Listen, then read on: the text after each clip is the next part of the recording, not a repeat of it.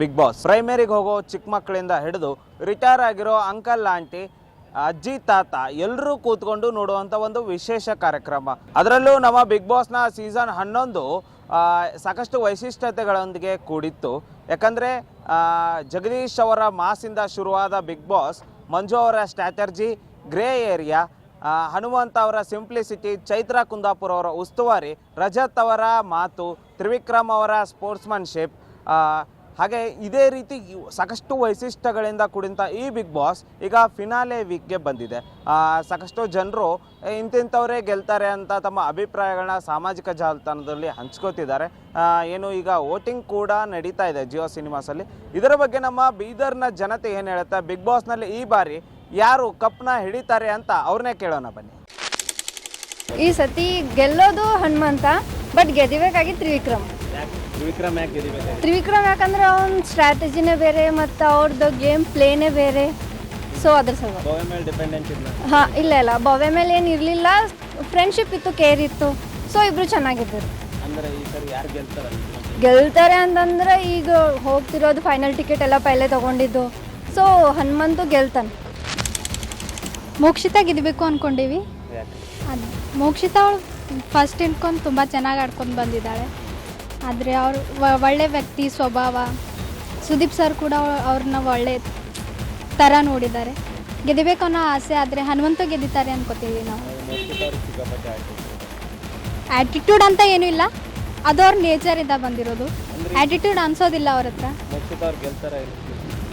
ಗೆಲ್ತಾ ಇರಲ್ಲ, ಅಷ್ಟೊಂದು ಭರೋಸೆ ಇಲ್ಲ. ಆದರೆ ಹನುಮಂತ ಗೆದ್ದಿದ್ದಾರೆ. ಗೆದಿಬೇಕು, ಮೋಕ್ಷಿತಾ ಅಂತೂ ಗೆದಿಬೇಕು. ಹೆಣ್ಮಕ್ಳು ಅಂತಂತಂದರೆ ಹೆಣ್ಮಕ್ಳ ಕಡೆಯಿಂದ ಮೋಕ್ಷಿತಾ ಅವ್ರು ಗೆದಿಬೇಕು ಅನ್ನೋ ಆಸೆ.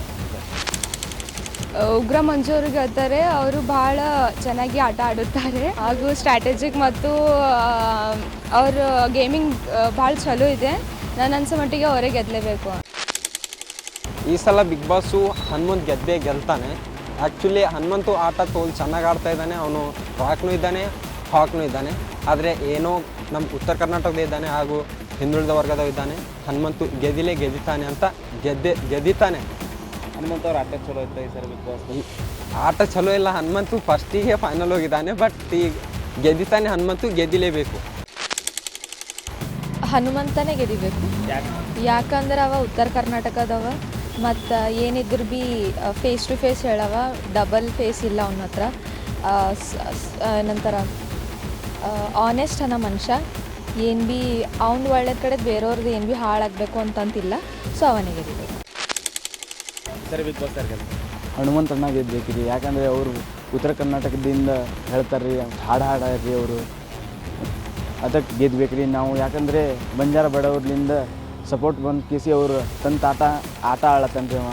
ಅದಕ್ಕೆ ಅವ್ರು ಗೆದ್ಬೇಕ್ರಿ. ನಿಮ್ಮ ಭಾಷೆ ಒಳಗೆ ಹನುಮಂತ ಗೆಲ್ಬೇಕಂತ ಹೇಳ್ತಾರೆ. ಹೆಂಗೆ ಸಪೋರ್ಟ್ ಮಾಡ್ತೀರಿ ಬಂಜಾರ ಭಾಷೆ?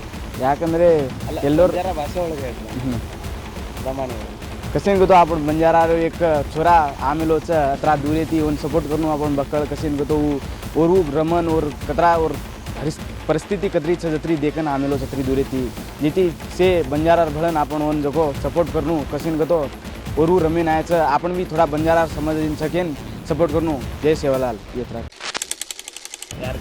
ಹನುಮಂತನೇ ಗೆಲ್ತಾನೆ ಅನ್ನಿಸ್ತಾರೆ. ಯಾಕಂದ್ರೆ ಅವ ಪ್ರಾಂಪ್ಟಾಗಿ ಆಡ್ತಾನೆ ರೀ, ಯಾರಿಗೂ ಮೋಸ ಮಾಡಲ್ಲ. ಗೇಮ್ಸ್ಗೆ ಹೆಂಗೆ ಆಡಬೇಕು ಹಂಗೆ ಆಡ್ತಾನೆ ರೀ. ಹಾಂ, ನಿಯತ್ತಾಗಿರ್ತಾನೆ ರೀ. ಅಂದ್ರೆ ಯಾರು ಭೀ ಸೋಲ್ಬೇಕಂತವ ಅನ್ಕೊಂಬಲ್ರಿ. ಓನ್ಲಿ ತಂದು ಗೇಮ್ ಇಂಪಾರ್ಟೆಂಟ್. ಬೇರೆಯವ್ರು ಯಾರು ಗೆದ್ರು ಭೀ ಓಕೆ ರೀ, ಸೋತಿದ್ರು ಓಕೆ. ಅವ್ನು